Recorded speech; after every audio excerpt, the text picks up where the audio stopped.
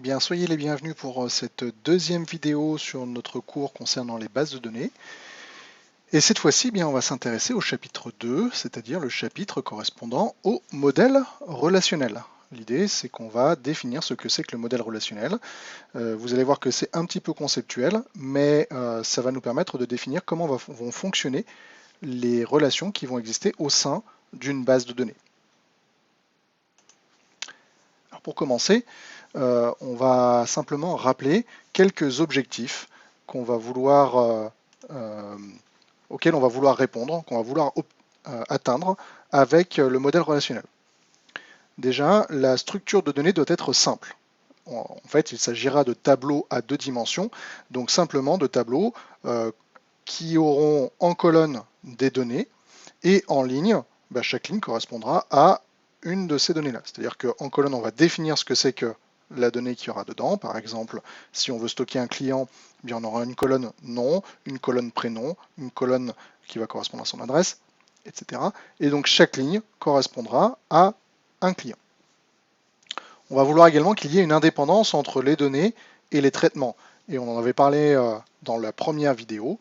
Vous vous rappelez, on l'a dit, on veut absolument que les vues utilisateurs ne soient pas du tout liées à la manière dont ça va être stocké dans la base de données. Donc la manière d'organiser les données dans un logiciel orienté vers un utilisateur ne sera probablement pas la même que la façon dont les données sont réellement organisées dans la base de données. On va utiliser un langage de manipulation de données qui ne va pas être procédural. Il s'agira du SQL et on en parlera lors des TP. On va faire en sorte qu'il y ait une cohérence de données grâce au modèle relationnel, donc c'est-à-dire pas de données qui ne correspondent pas les unes avec les autres. Et enfin, on aura un contrôle de la redondance des données pour éviter d'avoir des données redondantes et donc pour éviter de ne pas de devoir intervenir à plusieurs endroits lors d'une mise à jour. Enfin, le modèle relationnel permet d'atteindre deux objectifs supplémentaires qui, à l'origine, n'étaient pas prévus, mais qui sont très intéressants malgré tout, puisque le modèle relationnel est un modèle extensible qui permet de modéliser et de manipuler des données complexes en orienté objet, c'est-à-dire qu'on va raisonner à base d'objets. Par exemple, vous voulez faire un logiciel pour un hôpital, vous allez vous dire, d'accord, mais quelles sont les données que je vais stocker? Et on va raisonner en termes d'objets. On va se dire, ben voilà, je vais avoir besoin de stocker les informations liées à un patient, je vais avoir besoin de stocker les informations liées à une consultation, je vais avoir besoin de stocker les informations liées à de la facturation. Chacun de ces éléments correspond à un objet. Et puis, un standard pour la description et la manipulation des bases de données a été créé. Et ça, c'est quelque chose de très intéressant. C'est un standard international qui a été créé en 1986 pour le modèle relationnel et le langage SQL. Et donc, c'est un standard international, un standard qui est finalement partagé par tous les acteurs qui vont intervenir dans la gestion de la base de données. Et donc, du coup, bien, où que vous alliez dans le monde, vous retrouverez les mêmes informations liées au modèle relationnel. Alors, voici les 10 concepts clés de ce modèle relationnel. On va retrouver un certain nombre de choses, des objets, des contraintes, des opérateurs. Chacun de ces éléments vont être développés dans la suite de ce cours. Parlons très rapidement des objets. On va voir ce que c'est qu'une relation qui correspond à une table, ce que c'est qu'un attribut qui correspond à une colonne et ce que c'est qu'un tuple qui correspond à une ligne. On verra également qu'est-ce qu'un domaine de valeur, qu'est-ce qu'une clé primaire, qu'est-ce qu'une clé étrangère. On aura ensuite des contraintes. On va parler d'unicité des clés, d'intégrité d'entité, d'intégrité de référence et d'intégrité de domaine. Enfin, on verra des opérateurs liés à l'algèbre relationnelle, ce sera dans la prochaine vidéo, où on verra des opérateurs ensemblistes binaires, l'union, la différence, le produit cartésien, la jointure, et également des opérateurs unaires, la sélection, la projection, etc. Il y en aura d'autres également. Voyons donc, pour commencer, ce qu'est un domaine. Alors un domaine, c'est simplement un ensemble de valeurs. C'est-à-dire qu'un domaine correspond tout simplement à des valeurs qu'on va pouvoir choisir, qu'on va pouvoir affecter dans une colonne d'une table. Par exemple, on pourrait préciser que le salaire est compris entre 4 000 et 100 000. Donc le salaire ne pourra pas être en dessous de 4000, ne pourra pas être au-dessus de 100 000. On pourrait dire que la couleur ne peut pas être autre chose que bleu, blanc ou rouge. Attention, un domaine ne correspond pas simplement à un type de données. Par exemple, on ne peut pas dire qu'un point est constitué de deux informations, un x réel et un y réel, ou qu'un triangle est constitué de trois points, P1, P2, P3. Ça ne fonctionne pas comme ça. Un domaine doit réellement correspondre à un ensemble de valeurs que l'on peut affecter à un élément. Un domaine, c'est donc une sorte d'ensemble de définitions. Donc, il peut être soit en extension, c'est-à-dire qu'on a une liste de valeurs possibles. Par exemple, avec la couleur des yeux, on pourrait mettre bleu, vert, noir, marron, mais on ne pourrait pas mettre autre chose. On ne pourrait pas mettre, par exemple, du rouge. Soit en intention, c'est-à-dire en compréhension. Il s'agirait plutôt d'une formule qui permet de vérifier l'appartenance au domaine. Par exemple, l'âge des appelés doit être compris entre 18 et 27 ans. Donc, si on prend quelqu'un à 30 ans, il ne peut pas être appelé. On va parler ici de produits cartésiens et de domaines. Alors, je vais vous lire la définition, la formule, qui peut être un petit peu barbare, mais vous allez voir que c'est assez simple à comprendre lorsqu'on la développe. Le produit cartésien de n domaines D1 fois D2 fois D3 fois Dn est l'ensemble des tuples V1, V2, V3, Vn, tels que V de i appartient à D de i pour chaque i allant de 1 à n. Bon, qu'est-ce que cela veut dire? Vous avez l'exemple en dessous. Mettons que nous ayons deux domaines, D1 et D2. Le premier domaine ne peut accepter que bleu, blanc et rouge. Le deuxième domaine ne peut accepter que vrai ou faux. Si vous faites le produit cartésien de ces deux domaines-là, bien en gros, vous créez toutes les associations possibles des valeurs du domaine. Donc vous aurez dans le domaine associé, en sortie, bleu vrai, bleu faux, blanc vrai, blanc faux, rouge vrai, rouge faux. Ce qui est intéressant ici, c'est qu'on peut récupérer et on ne peut utiliser qu'un sous-ensemble du produit cartésien. Et dans ce cas-là, eh bien, on créera une relation caractérisée par un nom. Par exemple, si je souhaite définir quelles sont les couleurs de vin autorisées, en D1 j'aurai la couleur, en D2 j'aurai le booléen, et bien ici je vais me retrouver avec bleu faux, je ne peux pas avoir de vin bleu, ça n'existe pas. Blanc vrai, rouge vrai. Donc le produit cartésien en lui-même n'a pas beaucoup d'intérêt. Ce qui va nous intéresser, c'est de récupérer en général des sous-ensembles de ce produit cartésien. Parlons maintenant des relations, des attributs et des tuples. Alors une relation, c'est une vision tabulaire du relationnel. Donc une relation, c'est une table à deux dimensions. Donc on l'a dit, une table à deux dimensions, on a du coup un tableau avec des colonnes nommées et avec des lignes à l'intérieur. Une relation donc a un nom associé, c'est-à-dire qu'on est obligé d'avoir un nom sur cette relation-là. Maintenant, qu'est-ce qu'un attribut? Un attribut, c'est un nom donné à une colonne d'une relation. C'est-à-dire qu'en gros, un attribut correspond à une colonne. Et, chose très importante, un attribut prend ses valeurs dans un domaine. Et c'est là où on voit l'intérêt d'un domaine, c'est-à-dire qu'on va préciser que dans l'attribut, on ne pourra avoir que les valeurs qui font partie de tel domaine. On va prendre l'exemple juste en dessous. Enfin, un tuple, c'est une ligne d'une relation qui correspond à un enregistrement. Donc en dessous, qu'est-ce qu'on a? On retrouve la relation qui s'appelle 20. Dans cette relation, on a trois attributs. Un attribut région, un attribut couleur, un attribut millésime. Chacun des attributs prend ses valeurs dans un domaine. Par exemple, le domaine de l'attribut couleur, c'est blanc, rouge et rosé. On ne peut pas mettre autre chose comme couleur dedans. Et pour chacun de ces attributs, bien, vous allez retrouver ensuite des tuples qui vont donc correspondre à une ligne, donc à un enregistrement. Par exemple, un Bordeaux rosé de 2014. Voici quelques caractéristiques d'une relation. On va parler de la cardinalité de la relation qui correspond au nombre de lignes de la relation. On va parler du degré de la relation qui correspond au nombre de colonnes, donc au nombre de tuples d'attributs de la relation. Alors vous verrez que dans la suite des cours, personnellement, j'utilise indifféremment les termes tuple, ligne, les termes attributs, colonne, les termes relation, table ou tableau. Parce que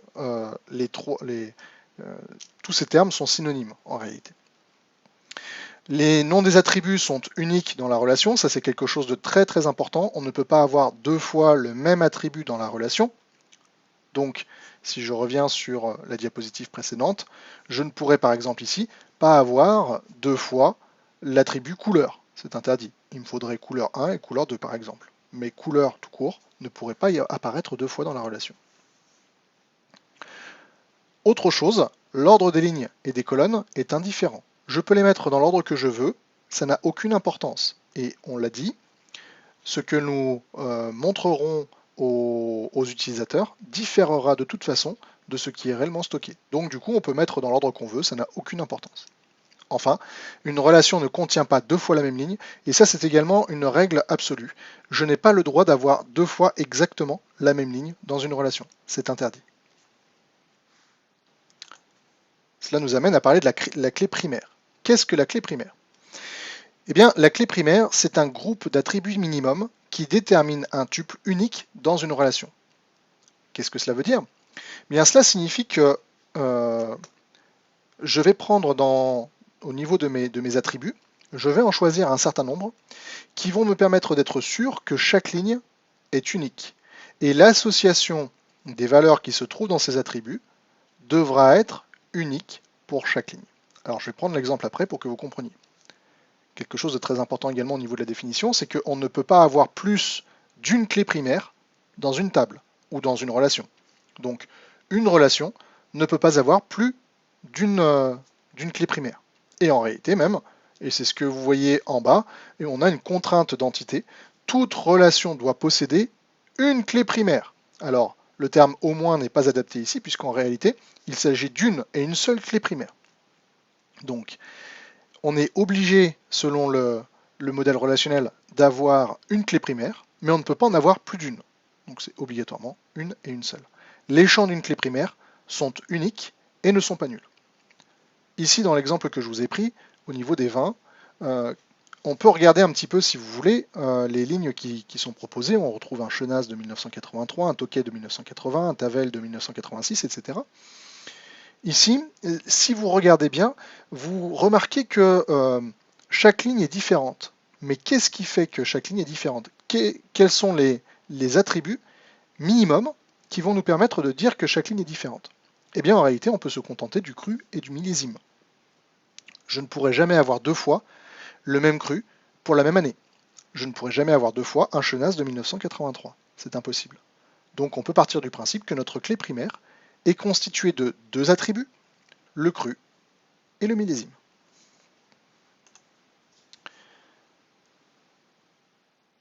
Alors parlons maintenant du schéma relationnel. Le schéma relationnel, c'est une représentation d'une relation reprenant le nom de la relation, la liste de ses attributs avec leur domaine et la liste de ses clés. En réalité, c'est simplement une façon de noter, une certaine notation qui va nous permettre de savoir comment est structurée une relation. L'exemple que nous avons pris jusqu'à maintenant est repris ici. Mettons que nous ayons des 20. Des 20 avec cette fois-ci une colonne ou un attribut qui s'appelle num20, un cru, un millésime, une région, une couleur. Le schéma relationnel est décrit en dessous. Vous voyez qu'ici on a écrit 20 entre parenthèses avec des informations liées à ces 20. Par exemple, bien ici on va retrouver l'intégralité des attributs de la table 20, de la relation 20. Donc dans la relation 20, qu'est-ce qu'on a? Eh bien on a un num 20 qui correspond à un entier. On a un cru qui correspond à du texte. On a un millésime qui doit être compris entre 1980 et 2017. On a une région qui est du texte. Et enfin, on a une couleur qui est une valeur comprise parmi rouge, blanc ou rosé. Ici, vous notez des informations intéressantes, notamment vous avez le num20 qui est souligné. Pourquoi est-il souligné? Tout simplement parce qu'on a défini que le num20 correspondait à la clé primaire. Autrement dit, c'est ce qui va nous permettre d'être sûr que chaque ligne est unique. Et dans ce cas précis, on a simplifié les choses. Plutôt que de dire que la clé primaire était composée de l'attribut cru et de l'attribut millésime, on a simplement mis un numéro qui est forcément unique puisqu'il s'incrémente automatiquement, donc ce qui fait qu'on ne peut pas avoir deux fois le même numéro. Vous retrouvez également d'autres informations, puisque vous voyez que dans le schéma relationnel qui est repris ici, vous retrouvez les domaines de chacun des attributs. Donc ça, c'est quelque chose d'important. Ici, on y voit le domaine. Donc, par convention, la clé primaire est soulignée. C'est important pour savoir quelle est la clé primaire. Si il y avait eu plusieurs attributs qui faisaient partie de cette clé primaire, eh bien les différents attributs auraient été soulignés chacun. Et enfin, les clés étrangères sont précédées d'un dièse. Alors, on va parler des clés étrangères un petit peu après. Une base de données relationnelle, c'est une collection de relations. C'est-à-dire qu'en réalité, c'est simplement une collection de tableaux à deux dimensions qui vont être agencés et qui vont être liés les uns aux autres. Voici un exemple avec une table AMP dans laquelle on a des employés et une table DEPT dans laquelle on a des départements. Chaque employé travaille dans un département précis.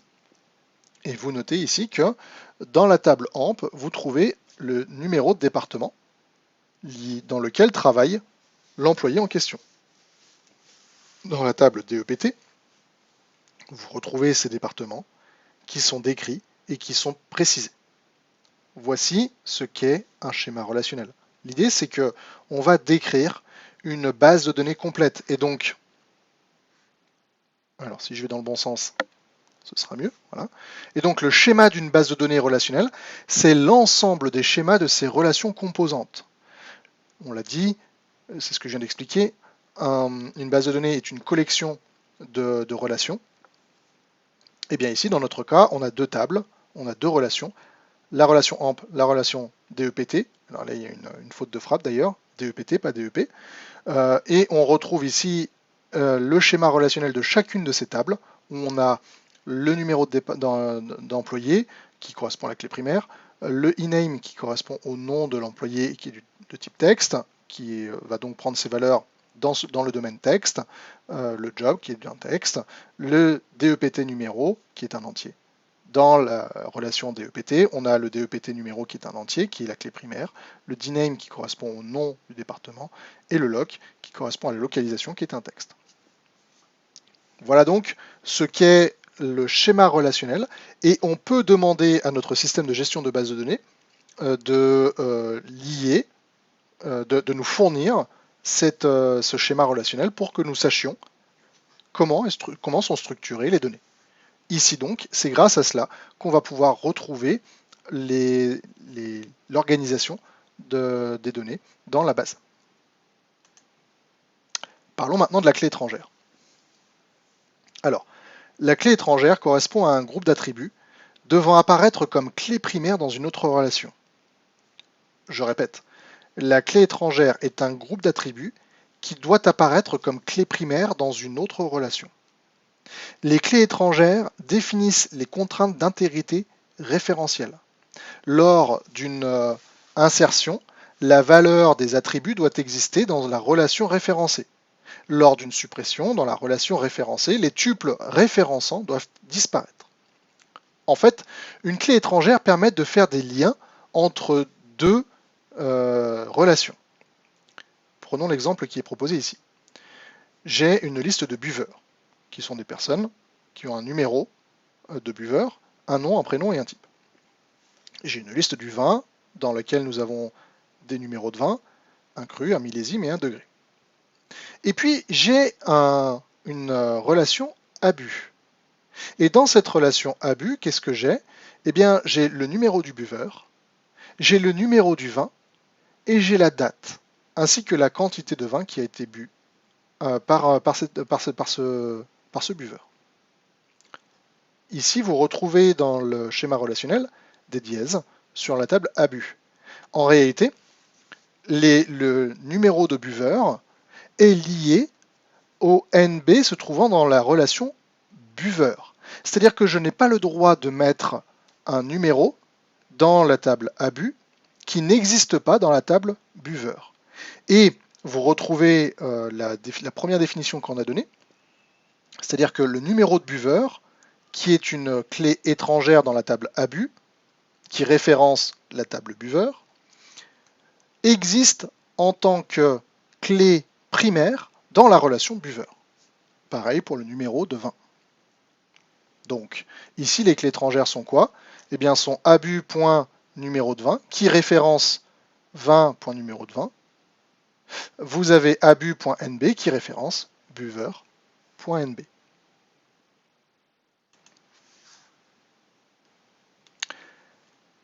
Parlons maintenant des contraintes d'intégrité. Il s'agit de formules logiques qui doivent être vérifiées par les données contenues dans la base. En fait, on va définir des règles inhérentes au modèle relationnel. Ces règles sont également inhérentes au schéma particulier d'une application. On va donc parler d'unicité de clé, de contraintes d'entité, de contraintes référentielles et de contraintes de domaine. Alors, parlons, pour commencer, de l'unicité de clé. On l'a dit, une relation, c'est un ensemble de tuples, un ensemble de lignes, définies par des attributs. Il ne peut exister deux fois le même tuple. C'est impossible. L'identification des tuples d'une relation de manière unique se fait grâce à la clé primaire. Et donc, on ne peut pas avoir plus d'une clé primaire par table, et même, on ne peut pas avoir plus d'une ligne ayant une clé primaire précise. On ne peut pas dupliquer les clés primaires au sein d'une même relation. C'est impossible. Une clé primaire n'est pas l'identifiant d'une table. Attention, l'identifiant d'une table, c'est le nom de la table. Par contre, une clé primaire, c'est l'identifiant unique d'un tuple ou d'une ligne. Ce qui veut dire que quand je connais la valeur de la clé primaire, je peux retrouver toutes les données associées à cette clé, et donc toutes les infos caractérisant un objet, par exemple. Donc, la première contrainte, qui est l'unicité de clé, est indispensable pour que nous puissions retrouver facilement les informations. Parlons de la contrainte d'entité maintenant. La contrainte d'entité, la contrainte d'intégrité imposant que toute relation possède une clé primaire et que tout attribut participant à cette clé primaire soit non nul. La contrainte d'entité correspond donc à cela. Une contrainte d'entité définit que toute relation doit posséder une clé primaire et que tout attribut participant à cette clé primaire ne doit pas être nul. D'ailleurs, cela nous amène à parler de la valeur nulle. Attention, la valeur nulle représente une information inconnue ou inapplicable. Ce n'est pas une valeur, par défaut. C'est vraiment quelque chose de particulier. La valeur nulle est transversale à tous les domaines, ce qui veut dire que quel que soit le domaine que vous avez défini sur un attribut, la valeur nulle peut s'y trouver à l'intérieur. Alors, on va parler très rapidement d'ailleurs de l'égalité lorsqu'on teste l'égalité d'un champ. On ne peut pas demander, on ne peut pas vérifier si un champ est égal à nul. Ça ne convient pas. On va plutôt vérifier qu'un champ soit nul ou pas. Donc on va utiliser est-ce que le champ est nul. Donc champ is null.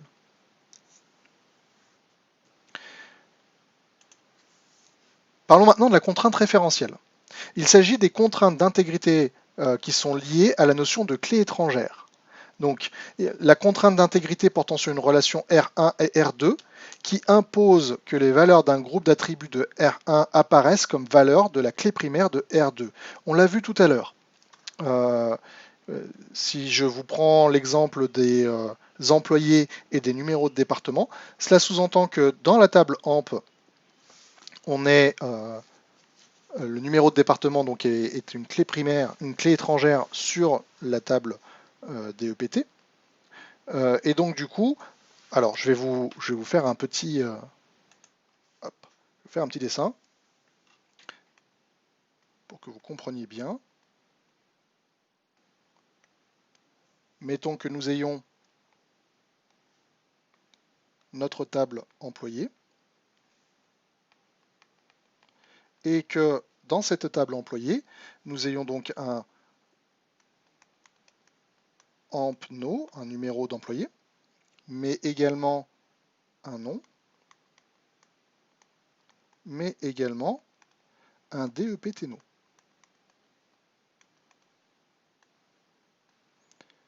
Maintenant, si j'ai l'employé numéro 1 qui référence le numéro de département 10, je dois ensuite avoir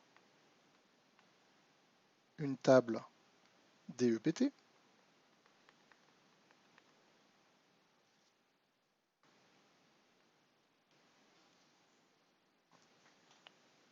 Alors je ne sais pas pourquoi il m'a mis rond, mais c'est pas très grave, on va se mettre à côté. Et dans cette table DEPT, on va retrouver un numéro de département et un nom. Ici, j'aurai donc le département numéro 10. Donc ce que je veux dire par la contrainte d'intégrité portant sur une relation R1 et R2 impose que les valeurs d'un groupe d'attributs de R1 apparaissent comme valeurs de la clé primaire de R2, c'est-à-dire que ici, notre clé primaire 10 doit se retrouver de ce côté-là comme étant la clé primaire de la table DEPT, parce que cette clé primaire va nous permettre d'avoir une... on l'a dit, hein, la clé primaire, c'est ce qui permet d'avoir l'unicité sur la table, sur chaque tuple de la table. Donc, cela représente finalement une relation entre les objets. Alors revenons sur notre PowerPoint. La contrainte d'intégrité référentielle correspond donc au fait que forcément, si j'ajoute un numéro de département dans employé, il doit se trouver dans la table DEPT, sinon ça ne peut pas fonctionner.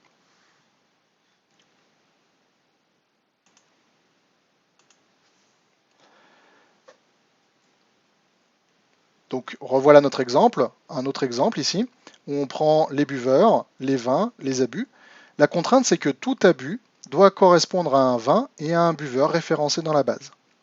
La relation abus a pour clé primaire NB, NV et date, et deux clés étrangères, NB dans buveur et NV dans vin. L'insertion d'une ligne dans abus implique l'existence de numéros de buveur et de numéros de vin dans les tables correspondantes. La suppression dans buveur ou dans vin implique un refus de la suppression ou une suppression préalable dans la table abus. C'est quelque chose de vraiment indispensable. On ne peut pas référencer vers quelque chose qui n'existe pas. Ce n'est pas possible. Et c'est ici donc que la contrainte d'intégrité référentielle est vraiment indispensable parce qu'elle nous permet d'être sûr que lorsque l'on fait un lien, ce lien existe réellement dans les tables correspondantes. Enfin, parlons de la contrainte de domaine. La contrainte de domaine, eh c'est une contrainte d'intégrité qui impose qu'une colonne d'une relation comporte des valeurs vérifiant une assertion logique. C'est ce qu'on a vu jusqu'ici. Le domaine, donc par exemple, le salaire doit être compris entre 750 et 15 000. La couleur doit appartenir à blanc, bleu ou rouge, et le degré doit être différent de nul.